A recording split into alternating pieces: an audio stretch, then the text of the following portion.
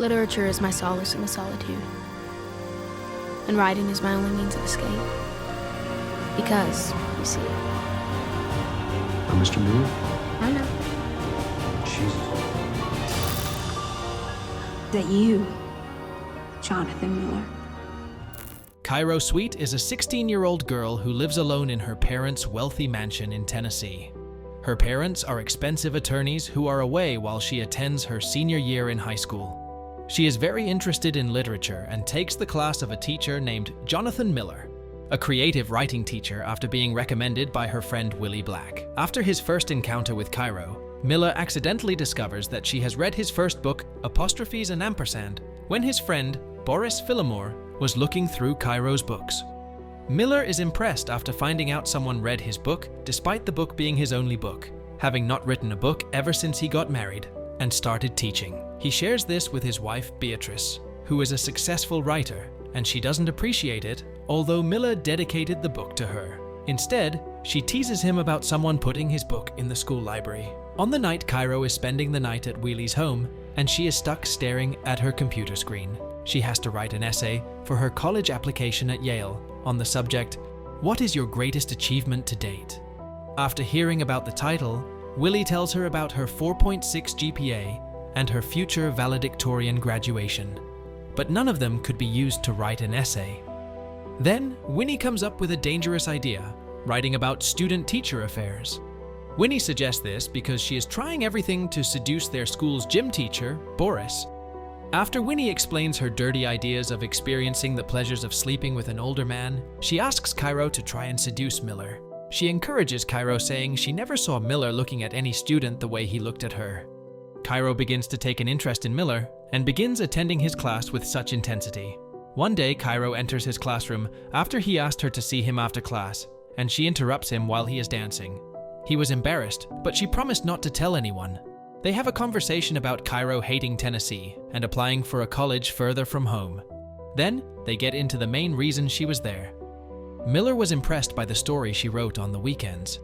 He was so impressed that he recited some parts of the story. She thought he memorized it, but Miller tells her it was just his eidetic memory. After admiring her exceptional talent, Miller asks Cairo to write a short story in the style of her favorite author, stating it will help her with her portfolio submission to college. She accepted gladly, and then the conversation changed to Miller's book. He tells her about the bad reviews from the only 3 people who commented on his book, but she viewed it as a romantic horror, which she appreciated. Then, she surprises him by reciting some parts of the book, which she memorized to impress him. Miller confesses to her that this book is the first real and tangible thing he wrote in his life. She asks him why he never wrote anything after that, and responds by saying he doesn't know. Their chat gets interrupted when Winnie arrives all hungry and tired into the room. That night, Miller, Boris, and Beatrice go out to have dinner. They have a nice time cracking jokes about the past. Coincidentally, they meet Winnie, who was the waitress at the place. Beatrice thinks that this was the writer that Miller was talking about, but she was corrected. While they were on the topic of writers and writing, Beatrice, who had too much to drink, began to humiliate Miller. She tells him that he was not a writer because he didn't write a single word after his first book. She mocks his lack of ambition and failure, although she still believes he could write if he wanted to. Cairo attends a poetry salon in a Victorian village. Miller was the one who recommended her to come to this event in his effort to change Cairo's mind about hating Tennessee. Miller finds Mila and sits next to her. They attend the event, bonding over their common interest in poems. After the event, Cairo is forced to admit that there was something nice about the place. Miller has found someone who appreciates him, but Cairo is working her way into his life. The next day, Cairo meets Boris and Miller dressed in an outfit she designed to attract Miller's attention. The best friends were hanging out at their usual place, the school football field. She brings them coffee, and Boris offers her his biscuits. She tells Boris to take his biscuit-making skills seriously. She offers to help him in growing the brand, and tells him Winnie could help him make the logo. Boris is encouraged, and leaves after declaring his pride in his biscuit skill loudly at his friend. Cairo takes his spot, and uses the time to spend more time with Miller. Sometime later, while Miller was preparing to leave for a weekend vacation with his wife, Cairo and Winnie came to his class. Cairo asks his approval on the writer she chose to model her style after. It was Henry Miller, a writer known for his provocative style and hated by censors. Miller was hesitant at first, but Cairo argues, saying that she took interest in Henry Miller because of the destruction of conventional writing. Although he doesn't understand her choice in such a controversial writer, he approves her choice. What Miller didn't know was he was about to be caught in a trap because Cairo was going to use this opportunity to write about the most taboo things in society. After Miller left, Boris came in to talk to his friend, but ended up bringing up the idea of the biscuits. Winnie uses this opportunity to ask for Boris's phone number, under the pretext of sending him the specification of the logo. Miller was supposed to be gone with his wife, but they were late because of Beatrice's work-related issues. He receives a phone call from Cairo, asking him to personally return her phone, which Miller accidentally took. He informs his wife about dropping some stuff and leaves. Cairo, on the other hand, uses this opportunity to seduce Miller and waits for him wearing a very attractive dress. When he arrives at her parents' enormous mansion, she goes out and kisses him on the mouth. Although he didn't take it further, Miller couldn't stop thinking about that kiss. His gestures disturb his wife, who asks him to leave because she can't work like this. He obliges and goes to another room to read the email Cairo sent him. Cairo wrote a short erotic novel about a student-teacher illicit relationship inspired by a kiss. The writing captivated Miller so much that he masturbated alone, imagining Cairo and himself in the story.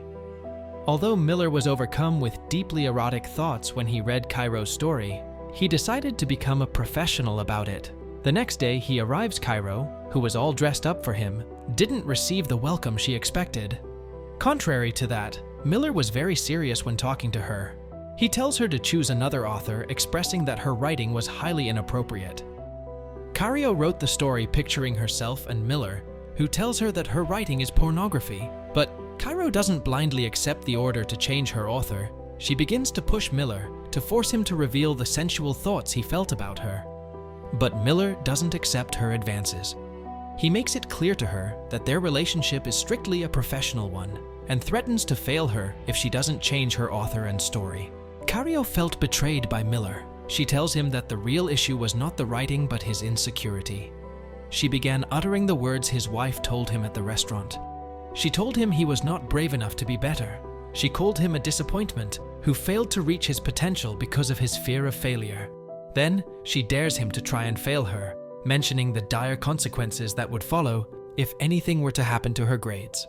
After delivering her threats, she leaves Miller's class, but she did the one thing Miller didn't expect. She sent the writing to the school's vice principal, Joyce Manor. At night, Miller has a drink while sitting with his wife, while Cairo tearfully tells Winnie what happened to her. Beatrice is not surprised by what happened. She tells Miller that such things were bound to happen when he allowed her to use Henry Miller. Beatrice, who is a little drunk as usual, seemed to enjoy the moment and asked him to let her read Cairo's story. Then, after reading the story, and Miller reciting some of the erotic descriptions Cairo used, Beatrice gets aroused and begins to get intimate with her husband. However, this moment doesn't last long. They are interrupted by Boris, who teases them about leaving the door unlocked. Meanwhile, Cairo confides in her friend, Winnie. She tearfully calls Miller a pretender who doesn't want to admit the truth. And although she didn't want to admit it, it was clear she had feelings for him. She asks Winnie to distract her with something else. Winnie decides to text Boris, who is at Miller's house, and they decide to use drunk texting so that he won't suspect anything later. But their plan fails, as Boris decides not to entertain the issue. He closes his phone after sending a text telling Winnie to go to bed. Then, he continued his funny conversation with Miller, who thought the texts were from a girl he was seeing. Even though she sent the writings to the vice principal, Cairo didn't stop there. She used the attraction of Winnie towards her, convincing her to send sexual photos of them while they were kissing. This would later come back to haunt Miller, who just got a call from the vice principal's office about Cairo's story. Boris also got the picture from Winnie and decides to call it a night and leave the Millers. After Boris leaves, Miller talks to Beatrice about the call. Miller is afraid to lose the job if Cairo convinces the school about having an affair. The next day, Cairo doesn't attend Miller's class, which worries Winnie, who asks Miller if he has seen her. Miller says that he didn't see her and expresses his anger when Winnie implies they text each other. He knows Willie's involvement in what happened between him and Cairo, but chooses not to speak anything further with her. Vice Principal Joyce Manor calls both Miller and Cario to the office separately and gives them a chance to tell their side of the story. Cairo implied he wanted to destroy her grades using her midterm assignment, which held 25% of the final grade. Then, she described everything that happened, and things were looking bad for Miller.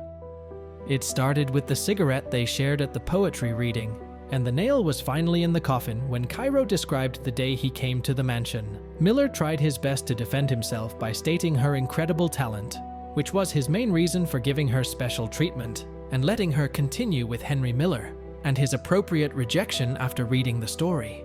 But there was nothing he could say that could change the vice principal's mind. It was very clear that Miller was going to take the fall for this because he was an adult, and he should have taken a responsible approach. Miller gets suspended for some time, and Boris, who has now heard the whole story, blames him for crossing the line and departs from him, marking the end of their friendship. Miller also had to hear plenty from his wife.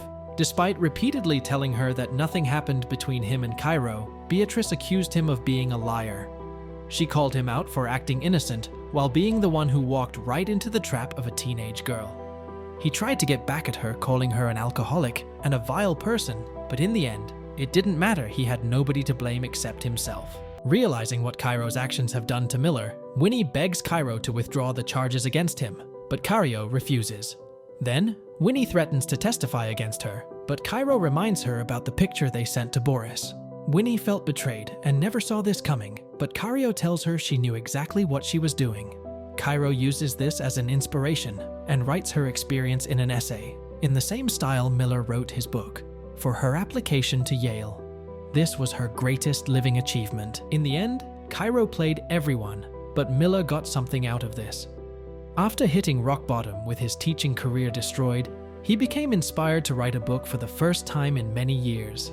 And with that, the movie ends. I hope you enjoyed our video. Watch the next recaps on the screen and don't forget to subscribe for amazing videos. See you in the next one.